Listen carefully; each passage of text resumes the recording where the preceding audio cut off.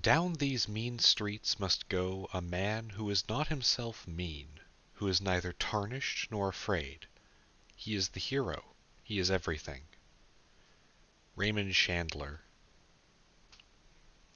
The Daily Grind, Chapter 135. "Nate!" James called out as he entered the kitchen. He did so without flourish, giving a short rap on the swinging doors before carefully pushing them open.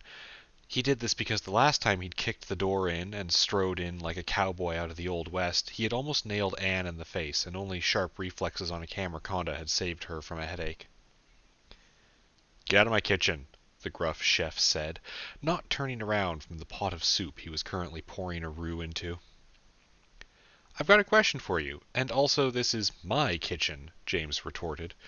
Nate shot him a look over his shoulder, and James paused. "Okay, we'll share custody of the kitchen." He reconsidered his stance. "Anyway, what's the question?" "Well, I'm looking for advice for someone who is in the intelligence community, and I don't think Decay is going to want to hear this particular question. Also, she's not here. So, how do I put this?" James thought for a second, hopping up to sit on the stainless steel counter while he scratched at his chin. "What, as an estimate, would happen if the world's nuclear weapons all went away tomorrow?" Nate froze for a split second, tensing up so suddenly he wasn't sure if Knife and Fangs had hit him with his look. He tried not to show it, though, and instead pivoted to keep an eye on James, who was now eating one of the slices of cake off the speed rack. He didn't complain about the cake. Technically, it was for anyone. "Went away how?" Nate asked. "Like, if nukes stopped working? It would take a while for people to notice. Most countries only do about one test a year, unless it also disrupts nuclear power plants. Or are you talking about, like, if everyone lost all their nukes and it was publicly known?" "Let's say either for now." "Okay, well." Nate hooked the ladle he was holding onto the side of the soup pot. "For the first one, once somebody notices, they probably start a war of expansion. There's 4 or 5 countries, and you already know which ones they are, that basically only don't try to take over the world because they can't stop nuclear strikes. So someone's going to launch a preemptive conventional attack, and the global scene is going to go fucking crazy." He sighed dramatically. "There's a guess for the death toll of the Third World War, but I can't remember it off the top of my head exactly. Something like 20% of the planet, though, assuming no nukes." Nate pointed a meaningful look at James and added, "If everyone lost their bombs and they all know it, it's a lot worse. Panic, riots, the kind that lead to famine in a year or two. It'll get ugly." "Oof, okay." James winced around a mouthful of chocolate cake. "And second thing, what if, purely hypothetically, a hypothetical, potential, maybe third party announced that they had somehow stolen all the nukes?"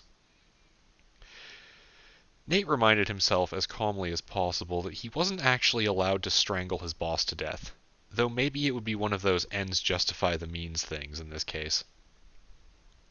"Whoever thought giving you access to teleportation was a good idea was a fucking moron," the ex-agent groaned. "Please, please, do not steal nuclear weapons. The only thing that comes out of that is that every single other nuclear power on the planet is going to find this building and flatten it. There is no way this situation ends well for us, especially since I seriously won't believe that you would nuke anyone. Ownership of nuclear weapons for the Order is a target on our backs, and we have no defense for it." "Okay, that makes sense. We'll have to build up a lot more first, then." "No, I don't think I was clear here." Nate stopped James as his boss dropped off the counter, holding up one hand in a flat motion. "Do not do this. Ever. The only thing it is going to do is disrupt the most dangerous peace the world has ever seen." "Shaking up the status quo is our mission statement," James reminded him. "You won't get them all," Nate said dryly, out of nowhere. "What?" "The nukes. You won't get them all. You just won't. I've read the same reports on the telepads that you have. The destination needs to be specific, not a category, unless it's within line of sight. Next to a nuclear weapon I don't own is a category. I'm sure you could find the addresses for a lot of the silos or bunkers, but are you telling me you can get every nuclear-armed sub? You aren't, because if you tried, you'd be lying. Nate paused for breath, but launched back into his rant before James could get a word in. Also, you don't have the manpower to make this a single operation. You'd have to do it in pieces, and that means you're detected after the first strike. And that means before the end of the day, someone's going to teleport to a silo and immediately get shot to death. How much of the order are you willing to throw away on this? He sighed and then thought about who he was talking to. Also, owning a nuke is illegal. The Second Amendment, no, does not, please stop, explicitly prohibit anyone from owning a nuke. Why? I think it's mostly because the people who wrote the Bill of Rights didn't actually foresee a world where a single device could cause so much death, but more accurately it's because the Second Amendment is, as far as legal historians and constitutional scholars agree, more about the formation of something like the National Guard and not actually about personal weapon ownership on a modern scale. So stuff like artillery pieces or bombs weren't written out because obviously a localized military would need to know how to use those. James shrugged. Constitutional law is actually kind of weird that way. A lot of the stuff in there wasn't meant for a modern world. Like the question of what the fuck the internet comes up a lot. It's kind of like if we tried to write laws for 100 years from now. Would the average lawmaker predict how AI would work? Or whether dungeons would be around? James let out a small laugh. Oh man, at some point that is going to come up, isn't it? We're going to need lawyers. You're too excited about that, Nate grumbled. Also, I wasn't expecting a real answer there, but I guess it's good that you've thought about it. I read a lot. James gave his chef/intelligence advisor a lopsided grin as he turned to leave. Anyway, I gotta get back. I'm on call for response today. Nate nodded back. Alright, now get out of my kitchen. And don't steal any nukes, and do not ask Decay about any of this. Last thing we need right now... He trailed off. James was already gone. Nate shook his head, turning back to give the soup one last stir before he dropped the heat on it and left it to simmer. Without looking, he tapped the excess liquid off the ladle and pointed it like a lance at the corner of the kitchen where the stockroom door was. And you two, no fucking yapping about this. Did not want to interrupt, Knife and Fangs said with perfect innocence, slithering out from where he'd been eavesdropping. Yeah, what he said, Anne said, much less convincingly. I'm not kidding, Nate added seriously. I know we get away with a lot here, but it's mostly because we're not actually a problem for anyone. James, armed with a nuke, is suddenly a problem for everyone. And everyone has predator drones and no ethics. Trust me, I know. Anne and Knife and Fangs both nodded solemnly, until the Camerconda made the digital equivalent of a throat clear and asked, What is nuke? The two humans looked at their alien coworker, having forgotten for a moment that Camercondas didn't actually have history classes or a life of access to modern daily news. Anne brought her hands together in a loud clap. All right, buckle up, Chucklefuck. It's time for war history. I'll pass on that, Nate said. I'm going to go smoke. Have fun explaining how we almost wiped out life on all the planet twice. Oh, it's way more than twice, he heard Anne say as he rolled his eyes and headed for the patio.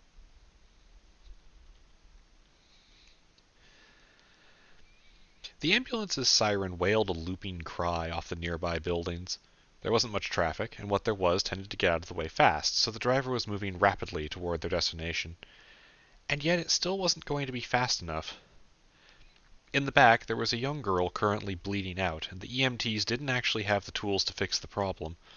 She needed surgery, and she needed it about half an hour ago. Time? The shout up to the front was as close to desperate as the professionals let themselves get. They'd been doing this for a long time, both of them. They already knew the answer was too long. It was a tragedy. It was sad. They'd both independently get very drunk after this, but they also knew that this kid just wasn't going to last. There's construction. Alternate route, the driver replied, calm and collected. She's in shock. The internal injuries were too much. There was only so much that first aid could do. When someone's organs were hurt, you needed a professional surgeon, and you needed it fast. How long? Minutes. Okay, I'm going to try something. In the back, the driver's partner cocked an eyebrow at no one in particular. Try something? Try what? They were too far away from the hospital. Even if they were prepped for surgery right now, it would just take too long. And then from the back of the ambulance, he heard the driver switch the radio off and over to his Bluetooth phone connection that they used for music on slow days and lunch breaks. Where the hell is... His partner's voice muttered, barely audible, rustling through his pockets. And then the 4 beeps, number presses, through the cabin speakers. Dispatch, what's your emergency?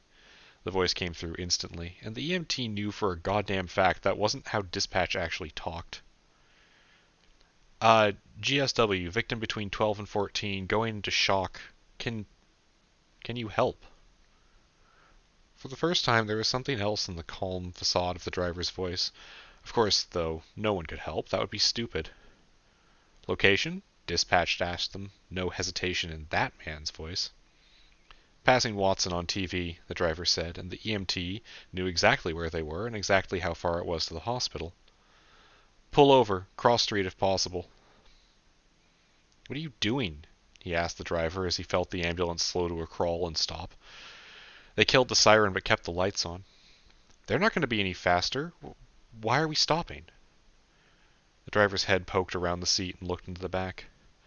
A friend of mine told me about this, and it's not like she actually has a chance anyway, does she? No, the EMT admitted. Open the back, the driver said, and told the voice on the phone what street they were parked on. There were still cars passing on the road next to them. They were pulled over partly onto a gravel shoulder just before a ditch that was full of dead weeds and a tiny stream of chilled water. Some of the cars would slow to watch or get into the opposite lane, both of which familiar to anyone who had worked in an ambulance. There were no vehicles coming up to them, though. Behind the wagon there was just gravel and the start of a rapid winter sunset. And then there was a small snap, and that wasn't really true anymore. There were 2 people. One person? One human, at least, a young man from the look on his face, and one... something. What the fuck is that? The EMT whispered, and then repeated over the shoulder to his driver. What the fuck is that? Hey, dispatch, there are people approaching our rig. Is that you? The driver asked, keeping an eye on things through the rearview mirrors. That's us. Don't panic. Right now we need some information. Why would we... Wait, what the fuck is that? Okay, now the driver was prepared to start worrying a little, as one of the approaching people hoisted what looked like a massive snake into the back of their vehicle. The young man hopped into the ambulance behind the snake. It looked like he was wearing some kind of light body armor with a coat over it, but nothing covering his face. The way he moved was strange, a little too fast, a little too precise. The EMT had seen him a couple of times scan their surroundings, and the motion he made with his head was clearly enough to see what he needed, but it was so fast it whipped his ponytail around his shoulders like a scarf. It was the kind of thing that new EMTs did, actually. A little too nervous, a little too prepared to be alert. Okay, Sonny, lock the kid down, the man spoke, and the snake thing reared up over the stretcher. Hey, hang on! The EMT moved to block them, but the young man held up his hands placatingly. When he spoke, it was even more clear that he had a lot of nerves. The EMT recognized the rookie look in his eyes. Where's she need to be? He asked. Surgery department, Providence, the EMT said. But we can't. He checked the vital signs that had just flatlined. No, she's gone. She's not actually, the young man said, pulling out a piece of paper and penning something down onto the notepad in his hand. Okay, who's coming with us? The rookie asked. The EMT didn't understand the question. All he saw was the young man getting a grip on their patient and another one on the snake. But he got the implication of it, at least. You have a way to get her out of here? Same way you arrived? Yep. Okay, I'll go, the EMT said. The man propped out a shoulder toward him, and the EMT took it. The kid was actually shaking, and now that the guy had made contact with him, the EMT wondered, perhaps, if this was more than just a first-time nervous reaction. Then he pulled the page on the notepad, and the newcomers, the EMT, the snake, the girl, All of it disappeared with a small rush of crackling air. The driver, for the first time, didn't have anything to say. Maybe now was the time for panic? Dispatch? They tentatively asked down their phone. Hold, please, the voice came back through the ambulance's speakers. And then, a second later, they've arrived successfully. Our people will stay with them until surgery can begin. She might not be okay, but she'll have a chance. The words were said with a sigh of relief, a warmth spreading through the otherwise calculated conversation. The driver looked back at the empty bus. Okay, good. Good, they said. You need anything else from me? I need to figure out how to explain this. Good luck, the voice of dispatch said, coy humor, and the line cleared. The driver took a long breath. That was not what they were expecting? What were they expecting then, if not some magical solution to the problem? That was, after all, if nothing else, certainly magic. They'd looked down at the scrap of paper they'd pulled out of their wallet with 4 numbers written on it. The question of who the fuck they'd just called didn't really matter that much, did it? It had worked. They put the paper back into the wallet, but this time in one of the front folds, somewhere easily accessible, for the next time they needed it.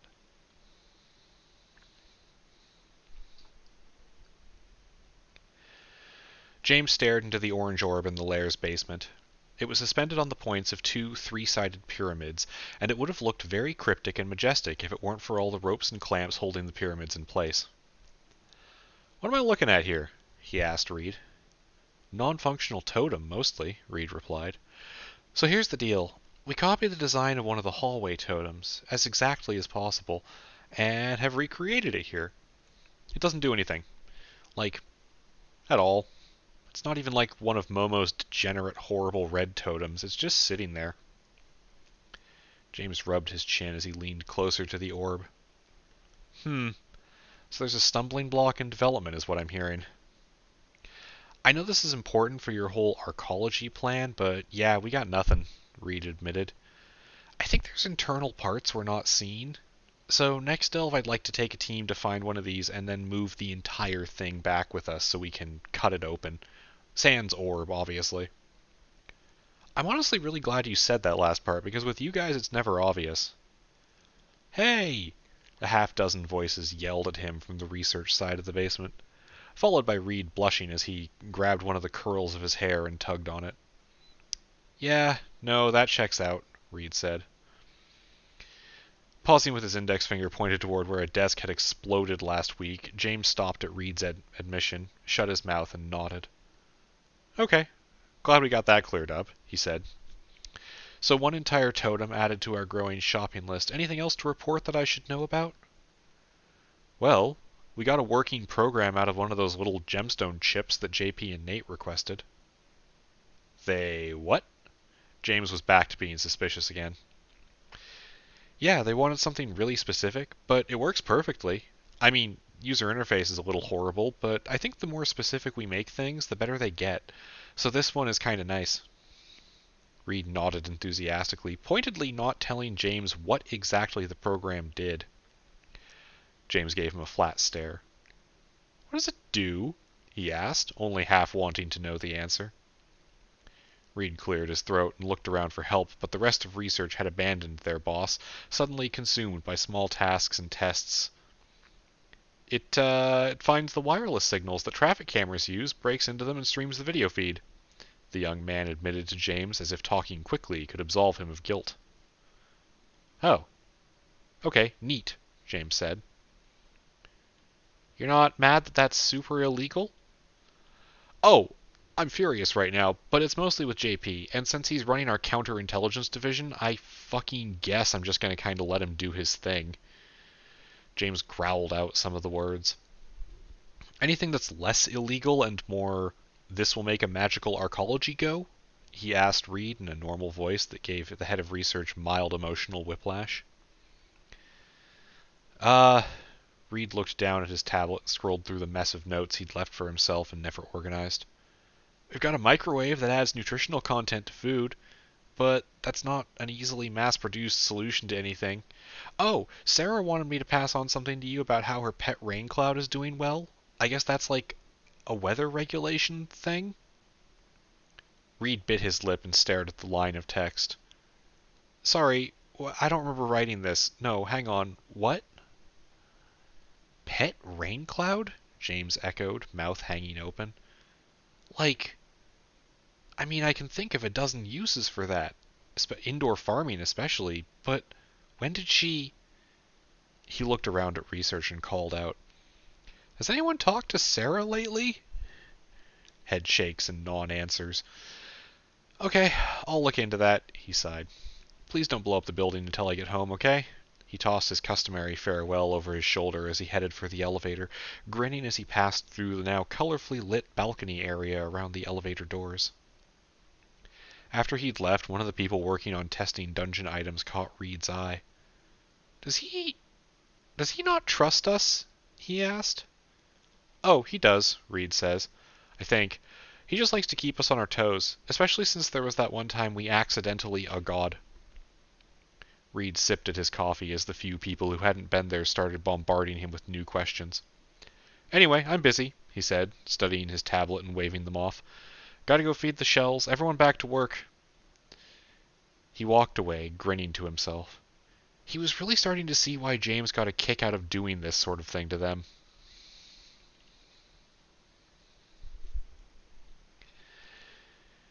It was roughly 6 in the morning when James' phone rang. Over the last few hours, real-world time, James had been trying to grab a little sleep after the events of the last few hours, dungeon time. They'd gone into Officium Mundi last night. Not everyone, but a lot of them. And while James hadn't been part of the group doing the hardest work and making a massive loop through their mapped-out area to harvest coffee and computer chips, he still had his own share of dangerous experiences.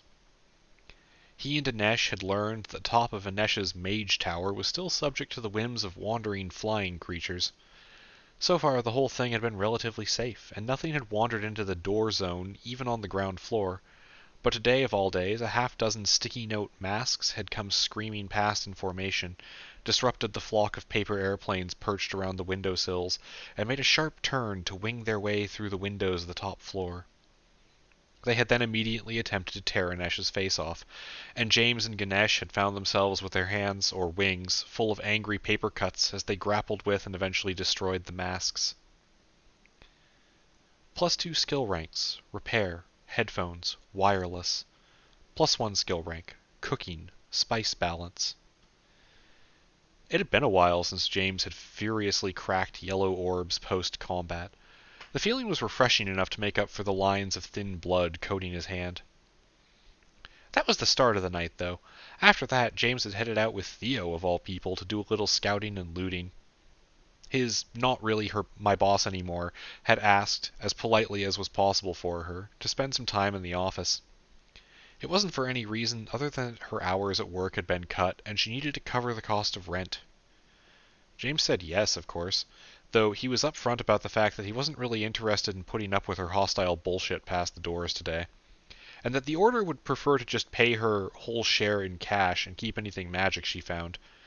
It wasn't like a command or a requirement or anything, but Theo was fine with it because that was what she wanted anyway, so everyone came out ahead. Well, James and Theo didn't exactly get what they wanted. They got ambushed by a plant at one point, and got in a fight with a copy machine, and Theo fell in what could best be described as a sarlacc pit but with ballpoint pens. Also, there was a small mob of striders that had tried to overwhelm them. +1 skill rank, literature, American 19th century. +1 skill rank, animals, fish, sea bass. +1 skill rank, geography, whales. +1 skill rank, drums. +1 skill rank, fabrication, lenses. +1 skill rank, bureaucracy, union, Australian. When they dragged themselves back into the fortified area around the base tower, they were bruised, tired, in Theo's case a little bit soggy, and also in possession of a couple backpacks full of miscellaneous stuff that would be fed into the machine of research for dungeon tech testing, and a pile of orbs. Also, $1,800 for Theo, which James added a couple 50s to that he'd found in a wallet. He felt like it was more than worth the payment for her help today, and for getting him jumped 10 points farther up on his biology lesson. It had been nice to just talk to Theo for a while, too. She was way calmer about the whole existential threat to humanity thing, since the dungeon hadn't really been doing anything recently. And no one had told her about the whole thing with the school. James had filled her in, though reluctantly, and she'd taken it pretty well. Thea was a good example of a normal person who was capable of dealing with this stuff, but just didn't want to be part of the role that the Order was starting to create for themselves as the guardians of reality. She just liked to worry a lot. Then James had been part of an ambush party that took out a stuffed shirt that wandered a little too close to the tower. He'd taken a monstrous elbow to the jaw that had left him reeling. They'd taken out the employee, though, and the green orb it dropped had been duplicated, noted, and sent back to the lair for testing. James had been gifted the purple orb they liberated from its pockets, as they were currently spending any extra resources copy testing those, and everyone else had harvested the yellows from the pack of shellaxes that had been following the stuffed shirt like obedient dogs. Shell upgraded. -3 nerve weak points. It was helpful that the lair now served multiple thematic roles, because it really widened the scope of what the Greens could do there. Sometimes in pretty ridiculous ways. All of this was to say that James had been exhausted, nearly fallen asleep sitting in the passenger seat as Nesh drove them home. Getting up the stairs had been a challenge, getting past Hugs from Aberdeen and Rufus had been a feat worthy of its own epic. After that, muddling through a shower and flopping into bed to curl around a Nesh seemed pretty simple, and James had been out like a light, snuggled into his warm boyfriend to keep the winter cold away from their apartment. And then, 2 hours later, his phone rang. An approximation of the word that he moan-roared into it would have been something along the lines of or maybe Hargerverg. His brain pulled out of sleep just before he'd really gotten anything of use out of it, but not so long that he couldn't be angry about being woken up. Ah! There was an exclamation from the other end, a single note of worry and anxiety. James felt that. He'd been there. Calling people was rough. He probably should have checked his caller ID. Sorry, fuck, Reed, is that you? What's up? He smacked the dust off his tongue and spoke a little clearer, distangling his other arm from where Nesh had commandeered it as a pillow as he sat up in bed. No, You left this number in my backpack, like, a few months ago? The hamster on the wheel in James' brain overclocked itself, turning the gears of memory. Backpack, phone number. It suddenly clicked for him. The kid. The son of the Camerconda's messianic figure. Williams? He asked. Yeah, that's my last name, the young man's voice replied. You said I should call you when I was ready to talk. James nodded, even though nobody could see him. Probably. Yeah, I probably did that. His sleepy brain stalled for a second. Then he panickedly continued talking. Do you want to meet? I can get up. He had a brilliant idea suddenly. Coffee. I should get coffee. Now? Yeah, there's probably a coffee place open. It's... James checked his phone. Goddamn 6 a.m.? Why 6 a.m.? I thought you were a government office, the kid, Williams, replied. James made a derisive noise that caused Nesh to roll over, drag half the blankets with him, and then burrow into a pillow. Alright, there's a place down the street from where we met that sells donuts. I'll meet you there in half an hour. He hung up after getting an affirmative, and tugged on his pants in the dark bedroom. The first time, he guessed wrong what side was forward, so he had to do it again. And then, James was back out into the freezing morning air. It was December at this point, unless he'd lost track of the date again, so it would still be dark for another hour or two, and it would be cold for longer than that. The Pacific Northwest had never been high on the list of places that were pleasant around the holiday season, but over the last decade, ongoing climate change had really solidified his home as somewhere that got cold, stayed cold, and probably had some icy rain in there for good measure, all winter long. At least it wasn't snowing right now. And, James thought to himself as he drove through an intersection and into the parking lot of a small strip mall, at least there was a donut and bad coffee available. After James got his drink, delivered in a cardboard cup that felt structurally unsound, he realized he'd made a small miscalculation. There was, currently, a lockdown going on. There was no indoor seating at the place that sold donuts and coffee. It was 40 degrees Fahrenheit outside. And so, after about 10 minutes of waiting, when the teenager arrived, it was to see James freezing his ass off on a wrought iron chair, ensconced in one of Anesh's scarves that his boyfriend had left in the car, and generally trying to think of any way to make it possible to punch the abstract concept of cold until it gave up. Are you who I'm meeting? James wanted to laugh, but he restrained himself to being mildly professional and polite instead. I refuse to believe anyone else would be out here, he said, rising to his feet. I'm James. Nice to meet you. The teenager across from him, James realized, still looked like he was prepared to sprint away at any second. Matted hair, shoes with holes in them, a bruise on the side of his cheek, all that looked incredibly painful from what James could see of it poking out from around the kid's mask. Sure, he said in reply to James, and then, a second later, he made a quick decision. I'm Morgan. Hey, Morgan. Do you want a donut? I welcome the opportunity to go back inside. The reply to that was instant. Okay. No hesitation there.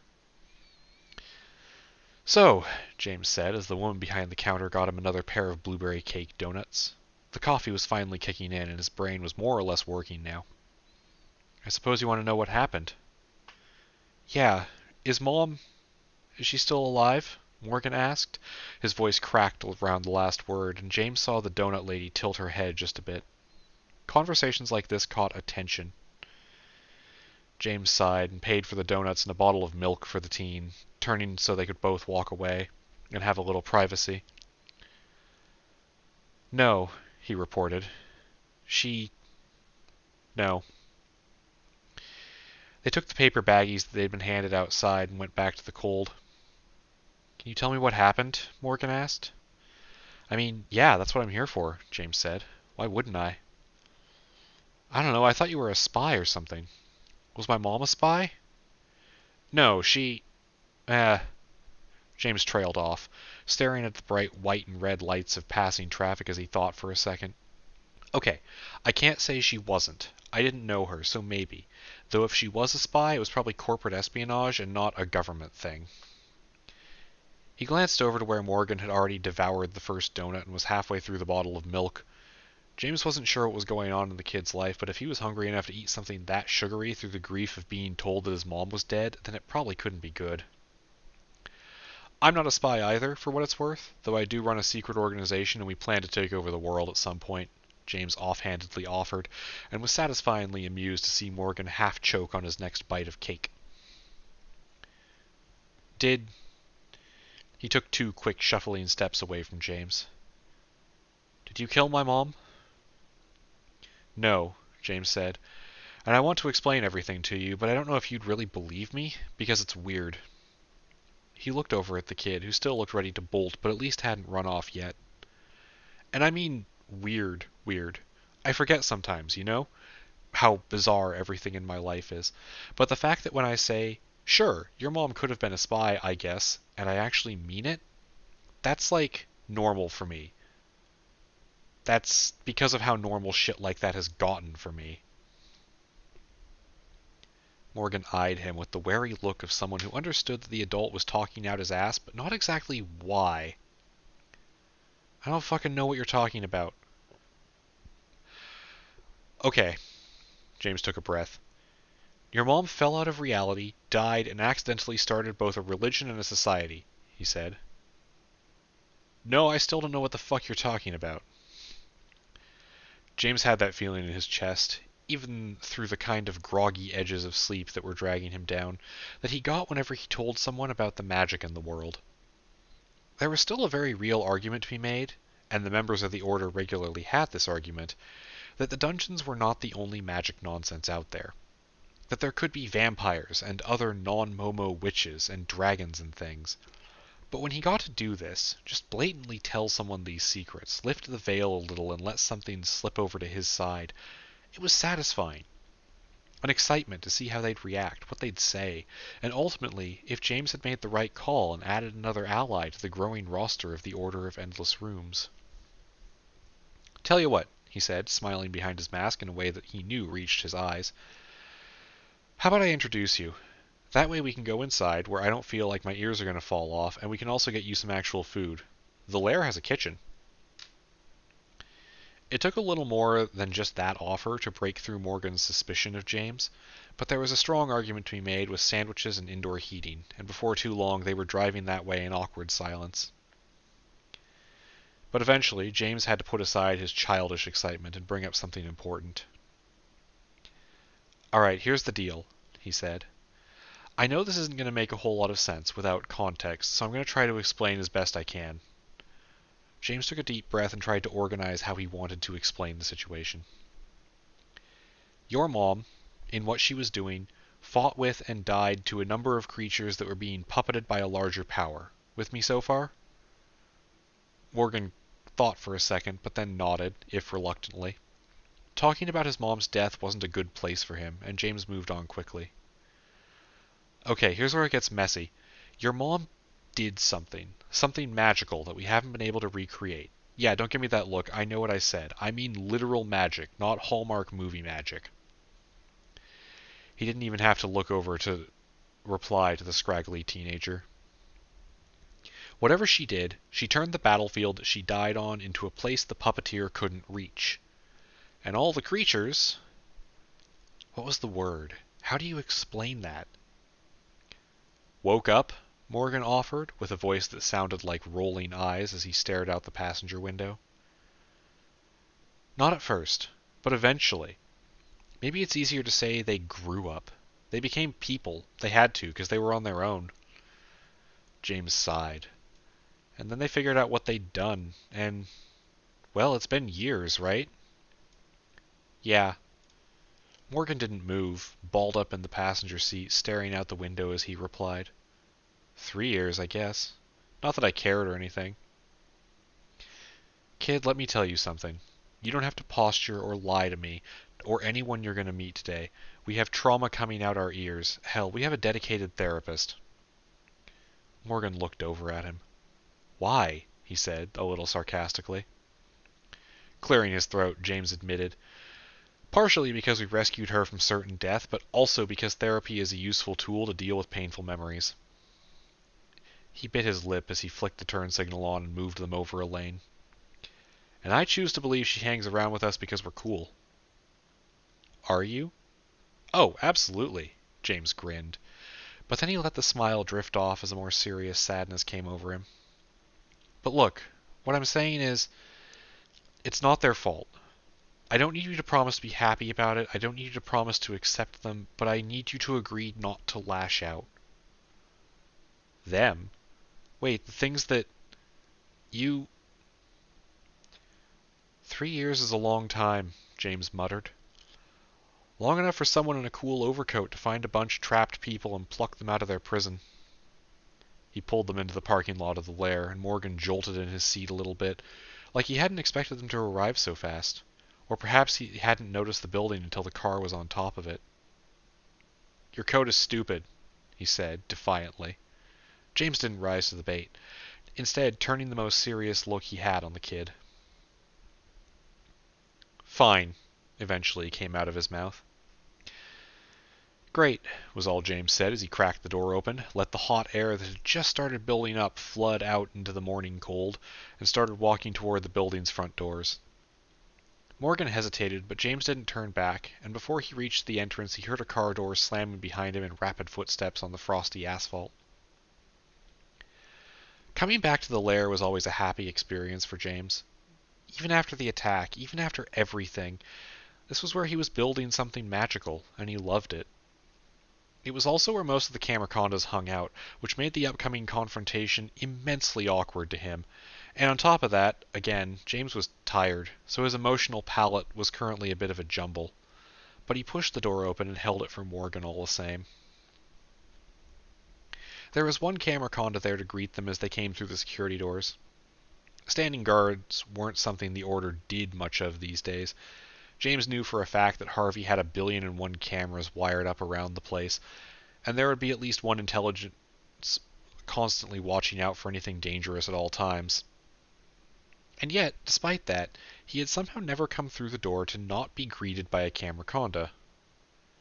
"Hey, Barkdust," James said as he brushed past Morgan, who had frozen in place at the side of the snake.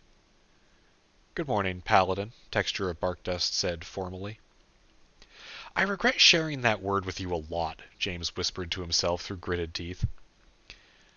"Morgan, this is Texture of Barkdust. Barkdust, this is Morgan. He's..." Now it was James' turn to falter. "How do you sum it up?" "He's her family," he settled on. The cameraconda got James's meaning almost instantly, and before Morgan could get over his apprehension at the giant talking snake-shaped nightmare that had just said good morning to him, Texture of Barkdust executed a low bow that ended with him basically prostrating himself before the teenager, the arc of the cameraconda's neck the only part sticking up in the air.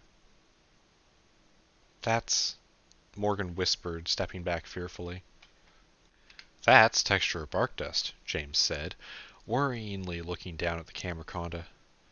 "And I have an instinctual desire to tell him not to bow to anyone, but I also don't want to be a jerk here.